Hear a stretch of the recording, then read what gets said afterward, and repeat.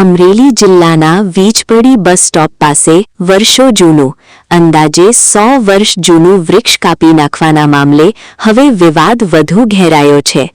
એક જાગૃત નાગરિકની ફરિયાદ બાદ વન વિભાગે સ્થળ તપાસ તો કરી, પરંતુ સ્થાનિકોમાં એવો આક્ષેપ ઉઠી રહ્યો છે કે સમગ્ર મામલાને ગંભીરતાથી લેવાને બદલે તેને રફેદફે કરવાનો પ્રયાસ થઈ રહ્યો છે। સ્થાનિકોનો દાવો છે કે યોગ્ય પંચનામો, વૃક્ષની ઉંમર, કિંમત અને પર્યાવરણને થયેલા નુકસાનનું પૂરતું મૂલ્યાંકન કરવામાં આવ્યું નથી, જેના કારણે હવે અનેક સવાલો ઊભા થયા છે।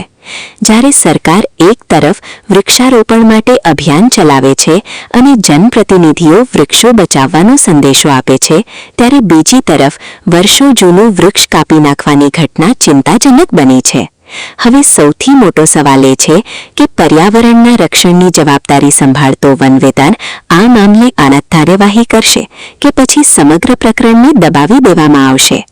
આ ઘટનાએ સ્થાનિકોમાં ભારે રોષ ફેલાવ્યો છે, જ્યારે સમગ્ર મામલે હવે સૌની નજર વન વિભાગની આગામી કાર્યવાહી પર છે। રિપોર્ટર મૌલિક દોશી, અમરેલી।